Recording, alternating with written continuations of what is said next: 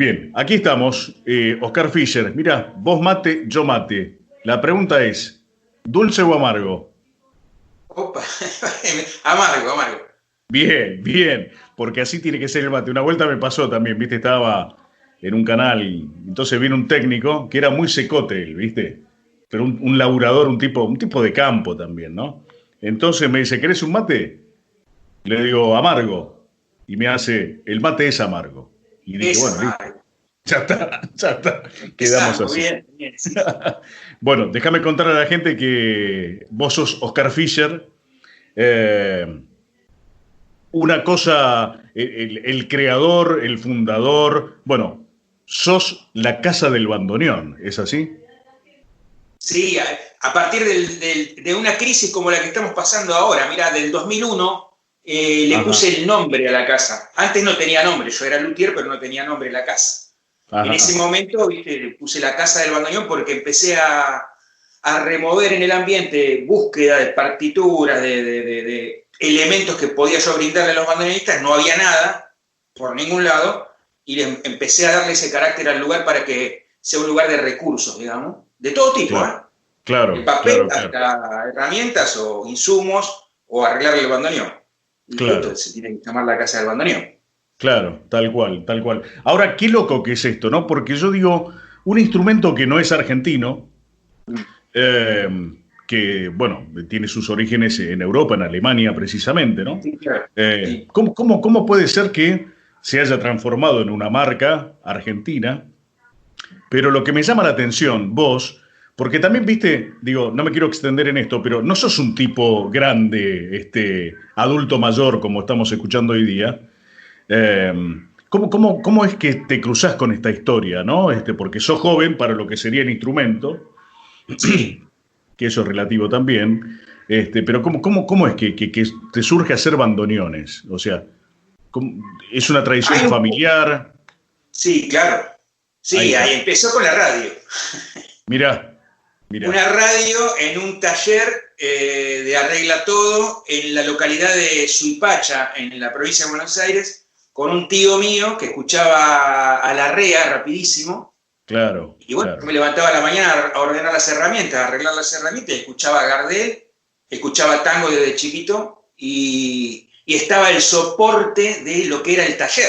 Un claro, galpón con herramientas, el tango de fondo, y eso creo que fue lo que a fuego lento fue transformando a ese chico de 7 u 8 años, después, después toqué la guitarra eléctrica como todo joven, pero bueno, a partir un poquitito antes de los años 2000 empezamos nosotros a tener acá una atmósfera distinta que lo que era vernos más hacia adentro, con esto de la crisis del 2001 también, y ahí me acerqué a la orquesta Fernández Fierro, claro. muchachos que tocaban tango con campera de cuero y anteojos negros, y bueno, me vino como anillo al dedo toda esa atmósfera rockera dentro del tango, ¿no?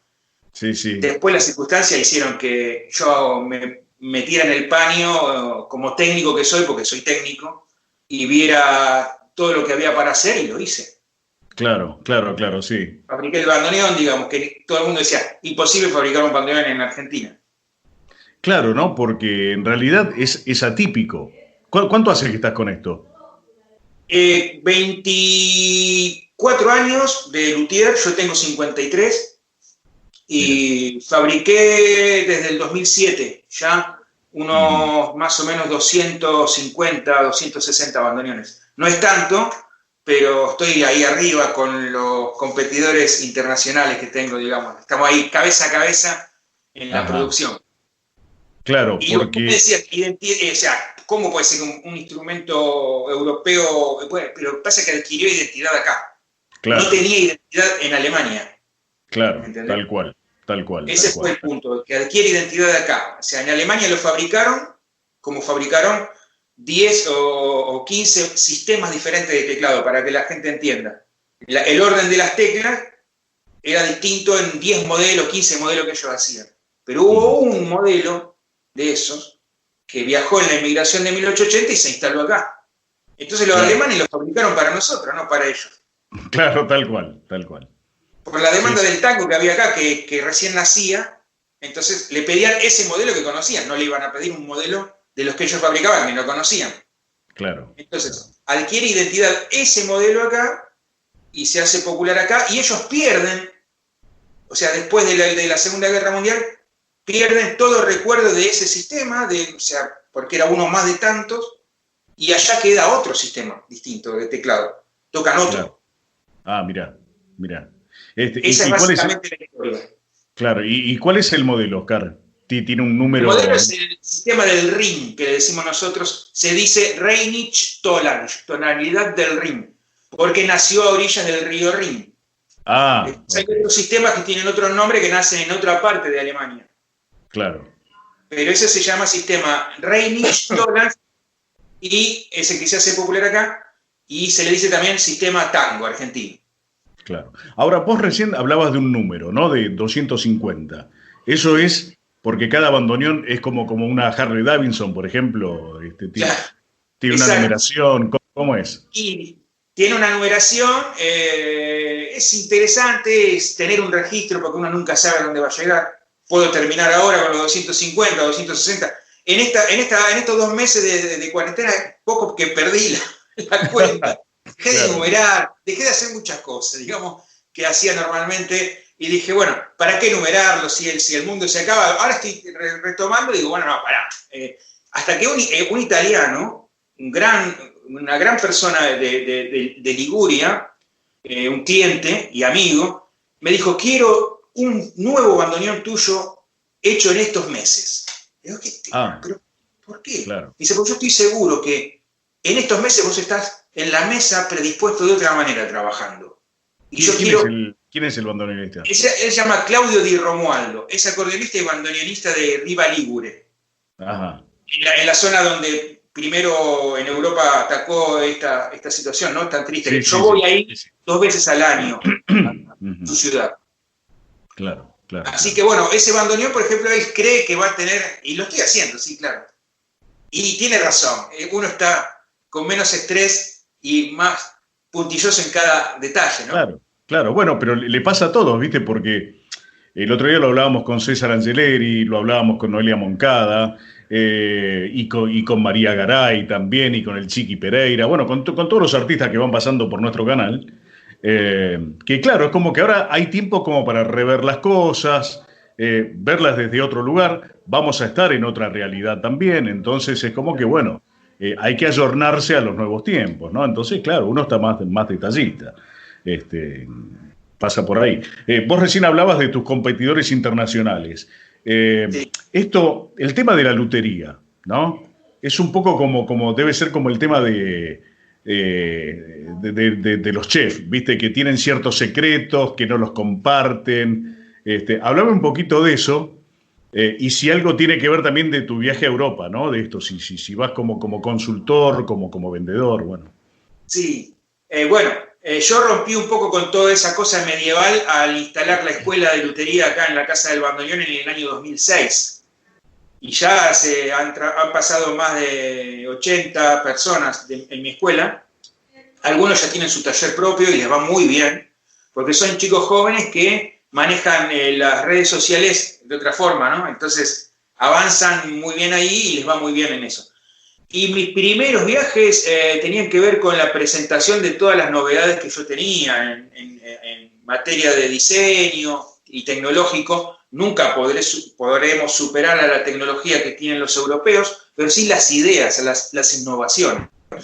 Entonces, claro, yo era un bicho raro que iba a presentar un bandoneón con los sobreagudos duplicados, por ejemplo, que sonaban más fuerte, y era motivo de que me invitaran a dar alguna charla para la gente común, primero. Pero de pronto estaba ahí Olivier Manoury, que estaba en primera fila Olivier Manoury, que era el tipo que le afinaba a Piazzolla. ¿Viste? Y claro, y yo mirando la primera gente, no pensé que Olivier esté ahí. Eso fue en París, por ejemplo. Y bueno, después ir a comer, ir a su casa, compartir anécdotas e información.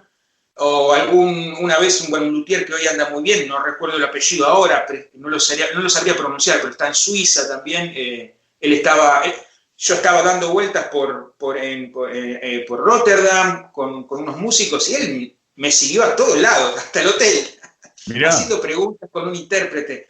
Toda esa cosa que creen ellos que los argentinos, por estar en contacto con el bandoneón durante tantos años, y ellos haber perdido esa posibilidad, se supone que tenemos como más secretos, pero bueno, yo nunca tuve secretos para el bandoneón desde el momento que abrí la escuela, ¿no? Claro, ahí se perdió claro, todo el secreto. O sea, no es mi intención tampoco, sino todo lo contrario. Difundir, y no puedo estar con un nuevo recurso o con una nueva información y no transmitirla al otro día. Me muero. Tal cual. Necesito transmitirla urgente. Tal cual. Bueno, en parte es lo que me decías antes también, ¿no? Que ahora es como que estás un poco más retirado de todo el tema este así de difusión y todas esas cosas. Quizás, pero está bueno ya el simple hecho de montar una escuela, ¿no? Eso da el puntapié porque ¿cuál es el tema? Vos tenés una idea, lo dijiste antes, vienen las nuevas corrientes, ¿no? Porque hasta incluso hay algo interesante que decía Piazzolla. Piazzolla hablaba de que en la Argentina el tango es como que era una religión, entonces a él se lo acusaba de que no hacía tango. Y en realidad todo se va modernizando. ¿Por qué? Vos haces contacto con la Fernández Fierro, ¿no? Que serían los viejos rocker de antes en el tango, y bueno, y le ponen ese condimento, esa pólvora, como para darle un poco más una inyección, ¿no? Que era un poco lo que decía el charango también, en lo que nosotros hacemos de este espacio. Tenemos el tango de la vieja guardia, pero lo que está viniendo es esto, y lo que se está instalando es esto, ¿no? Entonces, ese es el punto. No podemos quedarnos dormidos en los laureles, de ninguna manera. A veces hay que pagar un alto costo, como le tocó a Astor en algún momento. Todo esto me ha tocado, yo no llego ni a los talones de él, pero me ha tocado a mí también revolucionar en cierto aspecto algunas cosas, y que mi bandoneón argentino, que se vende en todas partes del mundo, acá no tenga casi lugar. Claro.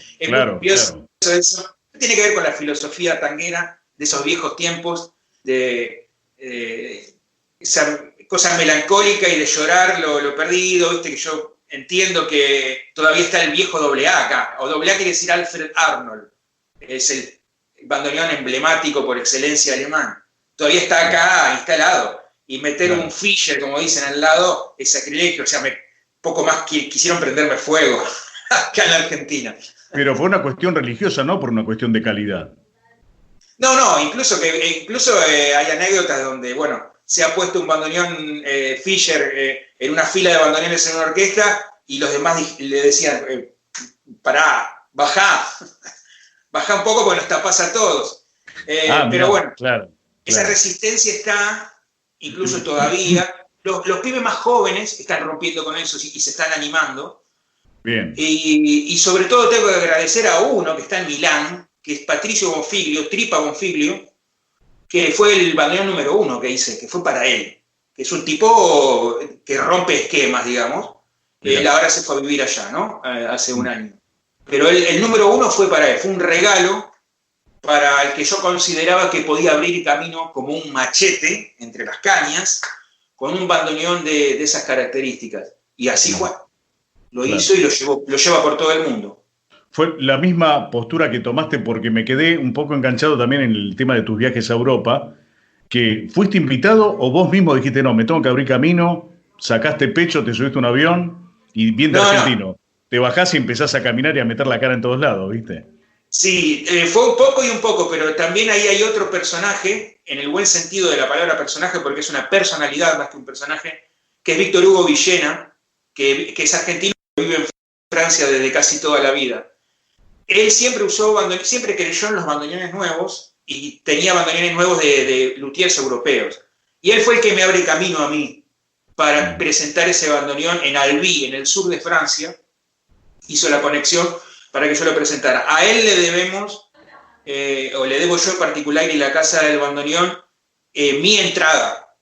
Y después, bueno, fue un empujón y me las arreglé como pude, ¿no? Soy un tipo que ni siquiera habla inglés. Mirá, claro. Pero bueno. Víctor fue el que empujó para que se instale este bandoneón, y el que lo promocionó también por muchas partes del mundo. Hablamos de este bandoneón, de del prestigio que fue ganando a través de los años y del trabajo y el laburo que acompaña el talento, ¿no? Como siempre decimos, pero pasó un hecho en el cual el Estado argentino tuvo que tomar intervención, ¿no? Porque, ¿qué pasaba? Venía la gente, compraba los bandoneones, se los llevaba y era como un adorno. Tal es el Sí, caso de... Contanos sí, un fue poco. una época difícil, alrededor de, bueno, cuando teníamos el dólar un peso, y con mi compañera Cecilia vimos en esa época esa dificultad de, mientras yo estaba trabajando como luthier, obviamente, veía la salida de instrumentos de forma indiscriminada. Más allá de que lo pueda llevar un músico, no era el problema, pero sí ya como una especie de souvenir. Entonces, ahí empezó mi derrotero por los medios de comunicación, desde el New York Times, Der Spiegel de Alemania, no sé, de Brasil, de todos lados. Porque salí con la frase, el bandoneón es una especie en extinción. ¡Wow! Wow, La claro. frase del momento, y los Faltaba el canales pecho. de televisión, claro, como un sello, faltaba la remera, sí. Que incluso algunos amigos me hacían bromas porque de más jovencito yo estaba con esa remera de Salven las ballenas. También. Claro, Pero claro. por ahí no pude hacer nada, ni era mi intención. Pero con esto sí, y tal fue el punto que llegó una llamada del Congreso, de la Secretaría de Cultura, para pedirme a mí información en breves líneas, 10 líneas por escrito, para que informe lo que yo estaba manifestando públicamente. Esas 10 líneas terminaron siendo 10 hojas que hicimos con Cecilia una noche casi toda la noche hasta las 4 de la mañana, y pusimos en un sobre marrón en el buzón que está en la calle Bolívar e Independencia, en San Telmo, ahí vivíamos. Todavía creo que esa carta está ahí adentro, pero no, parece que no, porque al poco tiempo ya tuve que comprarme un trajecito para ir al Congreso, para hablar con un senador y también con un diputado, y la diputada Alicia Comelli de Neuquén fue la que lo impulsa. Impulsa esto que terminó siendo la Ley de Patrimonio Cultural del Bandoneón en el año 2009.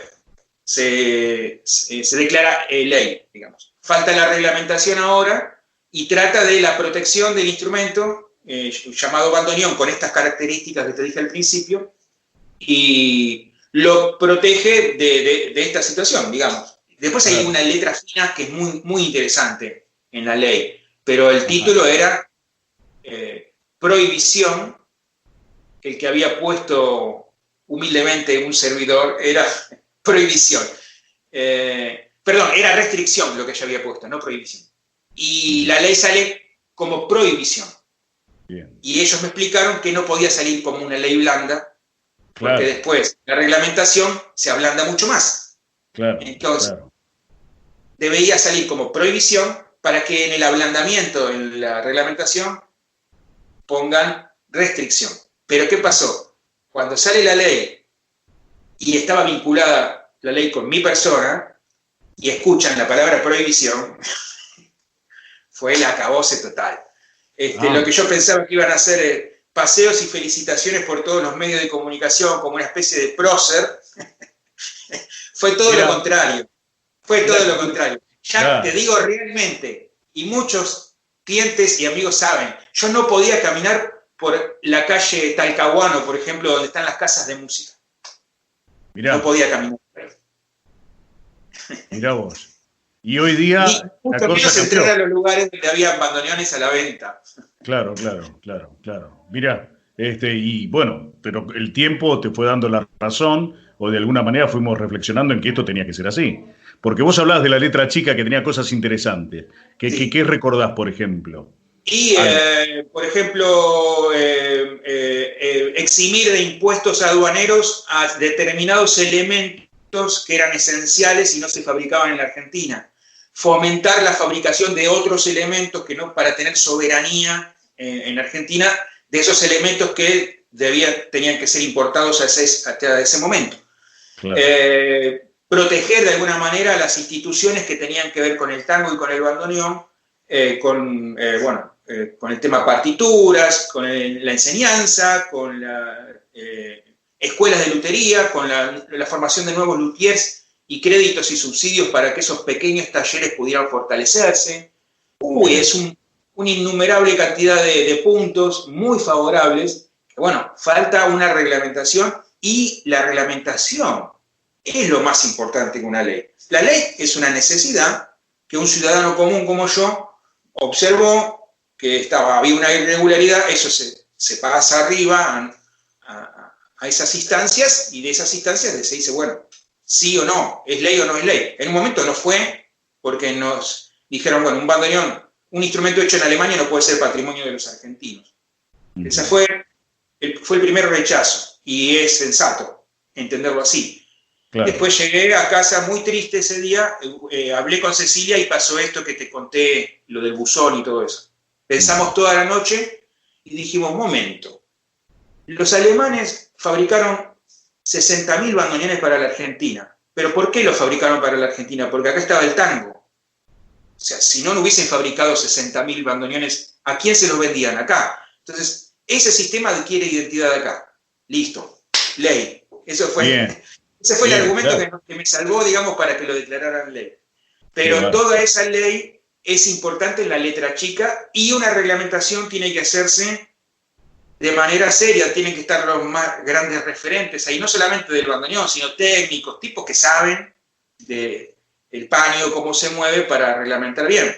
Te lo digo muy sintéticamente. Si hay un bandoneonista en Holanda que tocó toda la vida con un AA, y el tipo tiene ahora 50 años, y el luthier le dice, mira, no tenés más bandoneón, conseguiste un bandoneón porque tiene horas, este bandoneón ya no da más. No podés obligarlo al tipo a comprar un bandoneón nuevo. Tiene el sonido incorporado de ese viejo AA, como un auto, claro, ¿viste? Claro, tal cual. Está identificado con ese sonido. Entonces, para ese caso vos tenés que, si yo tengo que reglamentar, digo, no, un momento. Venga, señor holandés, siéntese acá, compre el bandoneón en Argentina, si lo encuentra en Argentina, pero déjenos algo.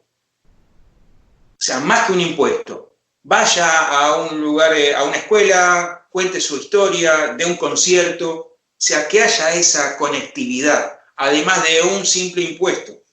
Claro. Y que haya esa concientización del holandés, y que el holandés a su vez concientice, miren, yo estoy acá porque vine a comprar un bandoneón, porque hay una ley que los cuida a ustedes como una generación nueva, que necesita sus instrumentos para que el tango siga, y sigan componiendo, y ustedes sigan respirando la atmósfera de Buenos Aires para crear una continuidad y una renovación. Te felicito, Oscar, qué bárbaro. Se me pone la piel de pollo con lo que estás diciendo, mira. Porque el tango es cultura, y esto es conservarla, ¿no? Y regar una plantita todos los días. Es así. Ese es el tema. Vamos un poquito al tema de los materiales, y si hay algún mito con que no hay que hacerlo con esta madera, porque los elementos, ¿cómo te haces de la materia prima? Mirá, en un momento yo era conocido por... Y si hay, digamos, una madera específica con la que hay que hacer, ¿no? Con la que hay que trabajar. Alguna vez me vino a visitar algún viejito que trabajó en las fábricas alemanas. Escúchame, espérame que te interrumpo, no. Respondeme como para que no te puteen y puedas caminar tranquilo de nuevo. Sí. Es difícil que no me puteen por las cosas que digo yo. No, me putean, pero me quieren igual, en el fondo me quieren. Sí. Porque me animo a decir cosas que por ahí son comprometedoras, pero estoy mucho más moderado últimamente. Estos viejitos que me visitaron en algún momento me contaban que si ellos tenían que desarmar puertas y ventanas de la fábrica para un pedido, las desarmaban. Y que era un poco un mito que había un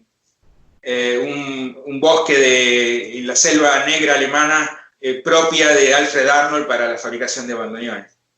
Y eso yo lo empecé a experimentar acá cuando empecé a fabricar. Cuando uno empieza a recorrer los mismos caminos, empieza a entender mucho más de por qué tal cosa y por qué tal otra. Y no fue casualidad que yo tuviese que comprar en algún momento, de hace unos 5 años atrás, en una situación crítica en el mercado argentino, comprar pianos que ya no servían, para sacar esas columnas que tienen atrás los pianos, unas columnas de pino abeto muy interesantes para construir bandoneones. Además ya está vibrada esa madera durante 80 años. Pero es un pino abeto, liviano, que se puede encontrar en un piano, que se puede encontrar en un mueble antiguo, y que sería un error usar ese pino abeto, si lo consiguieras, con poco estacionamiento, ¿no? Porque han cortado hace muy poco, porque se dobla. Lo importante en un instrumento es que no haya tensiones y contracciones y movimientos en la madera. Y otra cosa importante es que la composición molecular, que para que la gente común entienda es si es blanda o es dura la madera, liviana o pesada, entonces eso hace que el sonido se refleje o se absorba. Entonces esas son características que tienen muchas maderas, pero que a veces no quieren escuchar los luthiers, que hay otras maderas que por ahí no conocemos que tienen esas características. Hay que estudiar e investigar, pero no podemos cerrarnos. No, los alemanes usaron pino abeto, vamos con el pino abeto. Y era un momento, un lugar geográfico, pero todo tiene, incluso podés usar plásticos, que también yo utilizo, y que he demostrado que hay plásticos que suenan muy parecidos con estudios que se han hecho, pero en otras cosas sí, tenemos que importarlas, lo que tiene que ver con metales y el sonido, lo importamos de República Checa ahora, porque, bueno, instalar una fábrica de esos elementos en Argentina es muy caro. Los servicios son muy caros, luz, agua, gas. Entonces, los checos están muy bien en ese sentido y, bueno, y producen las placas para todos los fabricantes del mundo. Ellos solos, todos los fabricantes del mundo usamos el mismo motor. El mismo motor. Nos diferenciamos de lo que le ponemos, qué madera le ponemos y decisiones técnicas, digamos. Pero todos usamos el mismo motor. Mirá. O sea, ahí está pareja la carrera. Claro. Oscar, quiero... Es la única, ¿viste? Como los corredores. El motor es el mismo para todos. Claro. Sí. Sí, hay mucho laburo de muñeca, justamente. Mucho. Bueno, ya... Porque vos estás en tu lugar en el mundo que tenés, ¿no? En este momento estás en tu taller. Es mi casa y mi taller. Acá hay 300 metros, donde, bueno, esto es mi oficina, esta es mi mesa de afinación. Ajá. Es una innovación, también tiene ya como 15 años, es con aire comprimido, todo eso. También me acuerdo que vino Uwe Hartenauer, es el mejor, casi, bueno, hay dos buenos en Europa que son Harry Gems, en Bélgica y Holanda, en el límite, y Uwe Hartenauer. Yo hablo mucho de Harry porque él fue el que me ayudó más. Y Uwe es un poco más, un alemán más serio. Pero Uwe visitó la Argentina con su bandoneón nuevo en el año 2006 y yo le di este espacio para que lo presentara durante 2 días. Y miraba esta máquina de afinación con asombro. El invento argentino. Y bueno, 300 metros donde vivimos con mi hija y mi mujer. Y hay un museo por ahí del bandoneón, que venían escuelas y estudiosos del tema, y unas mesas de trabajo muy grandes, y todo diseñado para que yo pueda, para que tenga que caminar el espacio y no quedarme sentado en un lugar, y vos sabés lo que significa el sedentarismo en un trabajo como este, ¿no? La columna te dobla y te transformas en un monstruo. Entonces todo está diseñado para que yo me pueda mover a todos lados. Bien. Gente que te ha visitado de todo el mundo, ¿sí? Y cosas que habrán pasado ahí adentro, ¿no? ¿Qué te acordás de algo loco que algo, contame una de las 20 millones que tendrás, no sé. Visitas de las que te imagines de todas partes del mundo, de todos los idiomas, en estos 20 y pico de años. Y anécdotas desde las más inimaginables, como por ejemplo, la más graciosa puede ser para mí, en ese momento no fue graciosa, pero Juan Manuel Alzogaray es el bandoneonista del Chaqueño Palavecino, gente que tiene, artistas que tienen muchísima actividad. Y estaban tocando en el Teatro Colonial de Avellaneda, y Juan Manuel siempre manda a un remis a buscar el bandoneón o a alguna persona que trabaja con ellos. Y a horarios que puede ser a la 1 de la mañana. Claro. Y la verdad fue que sí, vino tarde a buscar una persona el bandoneón y yo prendí las luces del estadio, como digo, y agarré lo que yo creí que era el bandoneón de Juan Manuel. Porque tenía la misma funda. Y ese bandoneón fue al Teatro Colonial, al vivo, a tocar en vivo a los pocos minutos. Y yo no sé qué fue lo que pasó cuando volví a la cama y me quedé pensando y me volví a levantar para chequear eso y bueno, sí, me había equivocado. Miré, abrí y el bandoneón de Juan Manuel estaba ahí, en mi taller. Bueno, pedí un taxi a correr al Colonial, como estaba vestido así, y lo gracioso fue haber entrado al teatro, porque estaba toda la seguridad, y yo corriendo con un bandoneón diciendo, tengo el bandoneón de Juan Manuel, déjenme pasar, y me abrían camino como en una película norteamericana cuando alguien lleva al tipo que va a salvar a la humanidad, y no sabemos cómo, no sé cómo fui pasando por pasillos y con tipos que tenían estos micrófonos y le daban la orden al siguiente y al siguiente. Y yo iba pasando y terminé en el escenario, con toda la gente ahí. Nunca había estado con tantas personas adelante. Juan Manuel me mira y se ríe. Yo naturalmente abro la funda del bandoneón, lo dejo al lado y me retiro unos pasos detrás del telón y me vi por primera vez un concierto del Chaqueño Palavecino ahí a 2 o 3 metros. Y la relación con Juan Manuel siguió igual, por suerte, y lo tomó como de buena manera. Él creía que yo le había dado ese bandoneón porque era mejor. Mirá qué humilde. Claro, la confianza también. Pero de esa me mandé algunas cuantas. Sí, bueno.